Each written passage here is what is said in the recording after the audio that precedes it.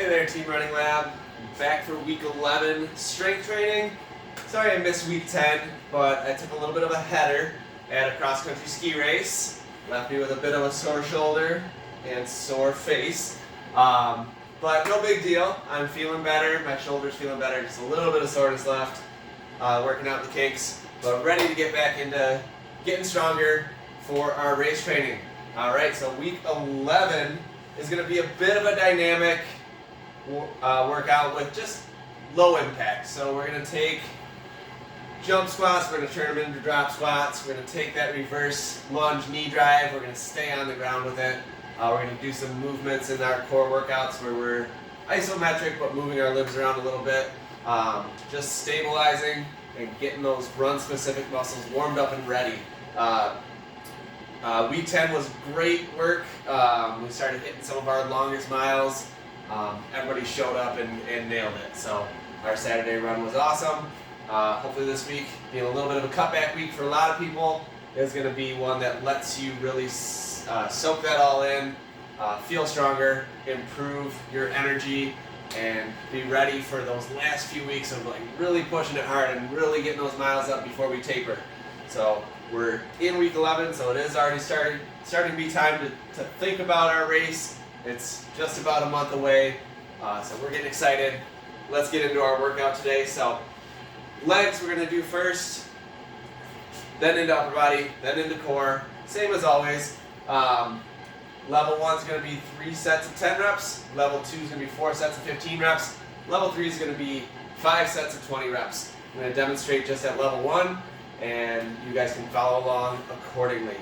Alright, so getting into our legs, we're going to start with drop squats. So drop squats are not quite as high in impact and intensity as our jump squats, but it does take a little bit of coordination, a little bit of movement here. So we're going to drop down into a squat pretty quick.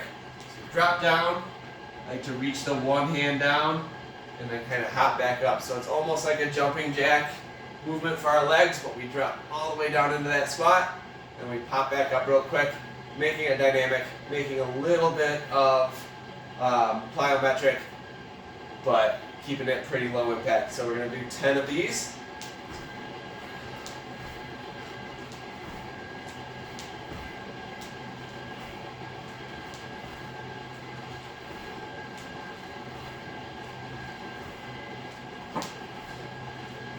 All right, and then making sure you're switching hands each time you go down, making sure we get that work even on both sides. All right, awesome. So that's drop squats.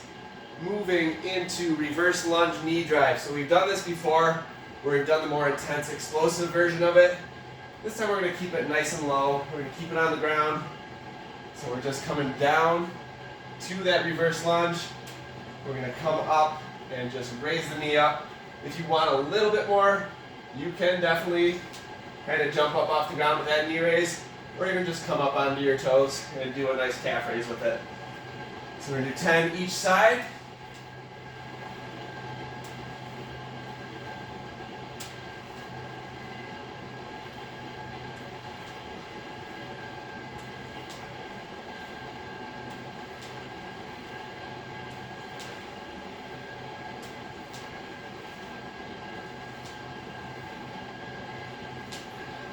Right.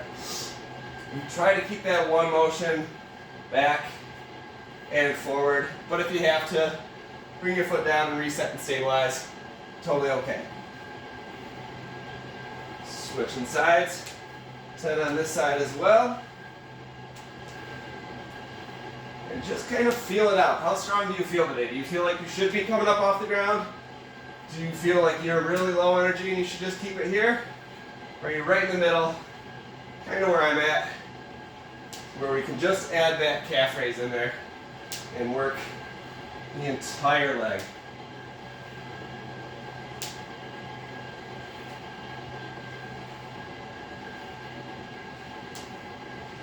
All right, excellent. Then into bridge leg lifts. So we're going to get down on our mat here, on our backs, get into that bridge pose. We're going to raise our hips up off the ground. And we're going to do one leg at a time. We're going to do leg lifts. So we're Keeping that left leg up, coming down, kind of touching that heel to the ground, and then back up.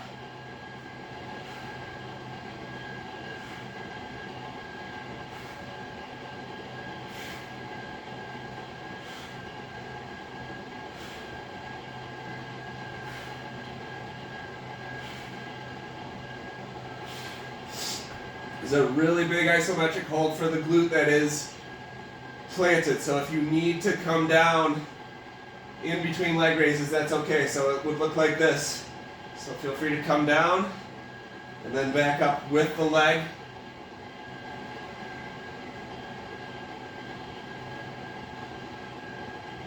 If you need to rest between sets or between reps, feel free. So if you can do 2 or 3 raised up, and you have to come down and take a rest or switch sides in the middle of the set, that's fine too. So switch over to the left side. We're going to raise up. 2, 3. On this side, I have a hard time keeping that glute fully engaged. I end up recruiting a lot of my hamstring muscles, so it takes a lot of concentration to make sure I don't fall out of the position where that glute's really engaged.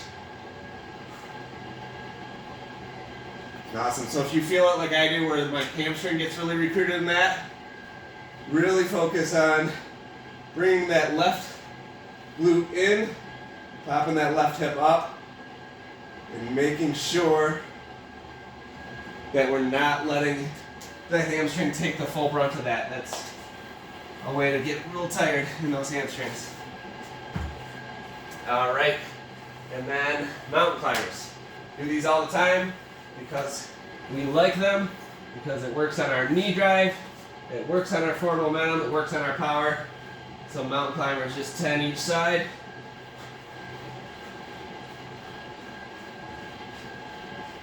Maintaining a good plank position so that you feel it through the hip flexors and core. Awesome. And if you need to stabilize, feel free to do them slow. No problem doing them this way. Sometimes this even adds a little bit more of a challenge just because you're staying in that position for a much longer period of time. All right, that's it for our leg section. We're going to get into our upper body. Start with wide angle push-ups, recruiting the chest more, less of the shoulders, so we can really get some strength through our pecs. So nice and wide. I like to turn my hands out a little bit. It takes a little bit of pressure off the wrists.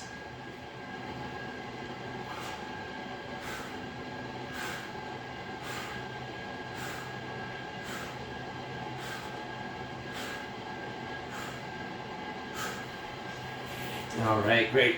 So it kind of mimics doing a nice chest fly with dumbbells. So getting those hands wide, getting that chest expanded, and then making them contract so you work that top part of the pec and that connection into the shoulder. Just keep that shoulder girdle stabilized. Very nice. Let's get into reverse snow angels. Okay, so reverse snow angels, we've done these a lot too. I like these because it works the whole upper back. And even the lower back, so we stay in this lifted position here. So reverse snow angels, raise those arms up, keep those shoulders, keep the chest off the ground.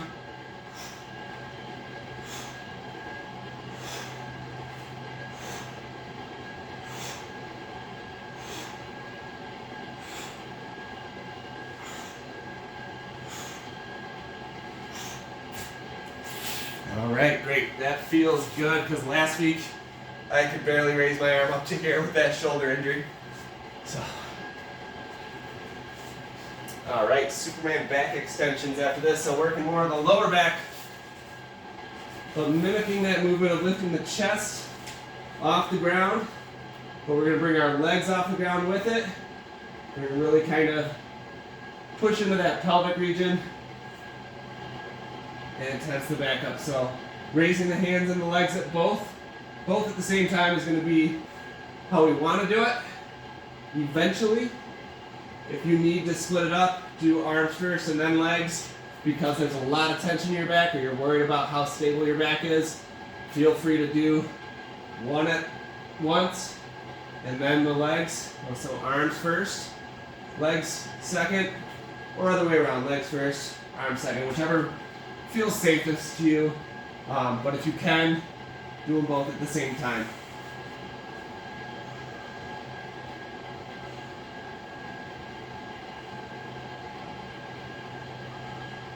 Keep facing down with your eyes so that you're not hyperextending your neck or anything.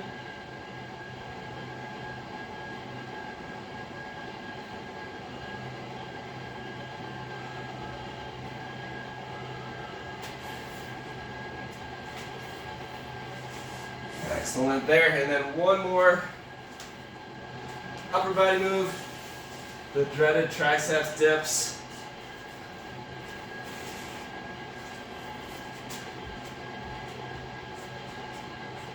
So again, keeping that body in a straight position, keeping those hips lifted, hinging at the hips to come down, all the way back up.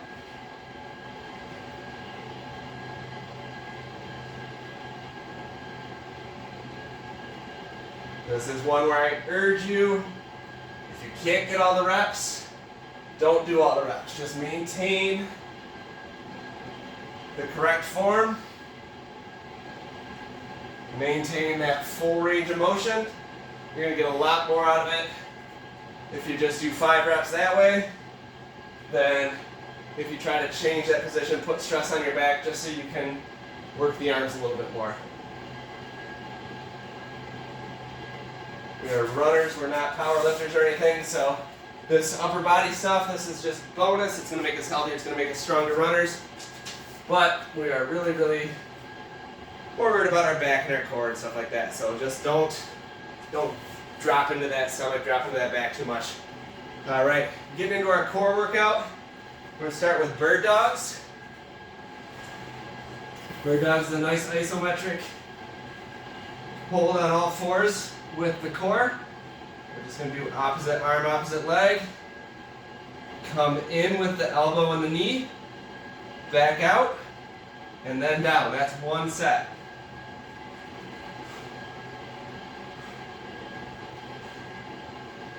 That's 2. That's 3.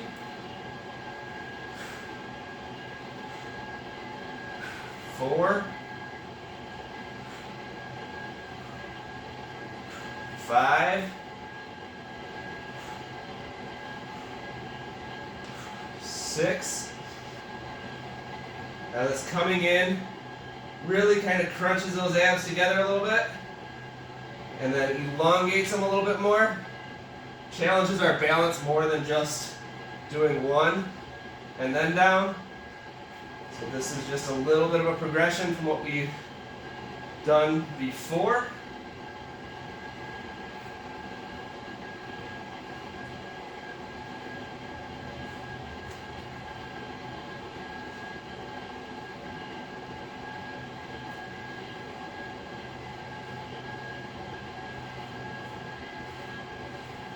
Right, I believe that's 10, so we're going to move into bicycle crunches.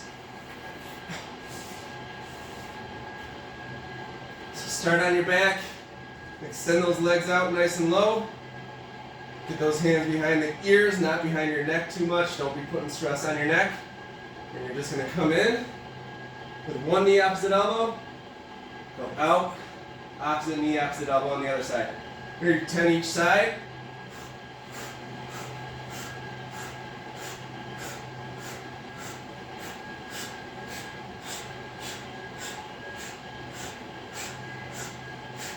We're getting a little twist, we're getting a little crunch. If you want to make it more challenging, come up, all the way back down, up the other side, and go a little slower.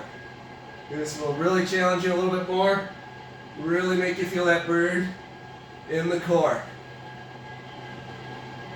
So if you're ready to take just a next step in the challenge of this workout. Go ahead and slow it down and really exaggerate the full movement.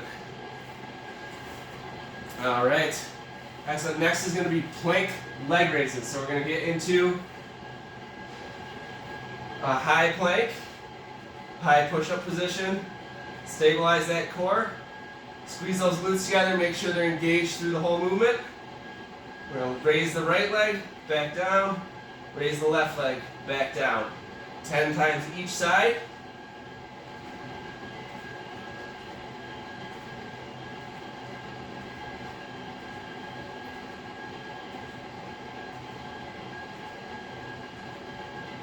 Another movement where we should feel it pretty isolated in the glutes when we're kicking this leg back. Another one where we can recruit the hamstring too much if we're not focusing right.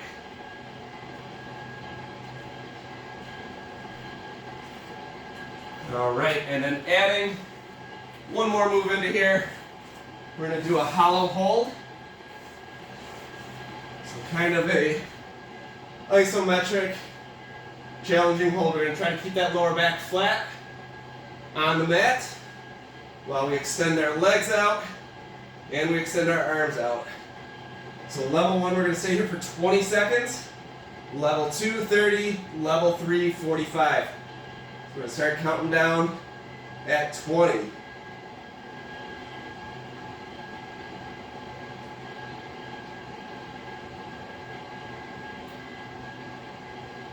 We've got 10 left.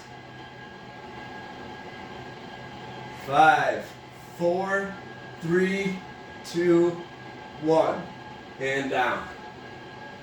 Adding a little challenge on to the end of our core workout with that hold. It's going to make our abs strong in that isometric position so that we can stabilize our bodies better when we're running. On the last set that you do, hold that hollow hold as long as you can, whether it's 10 seconds or whether it's a full minute.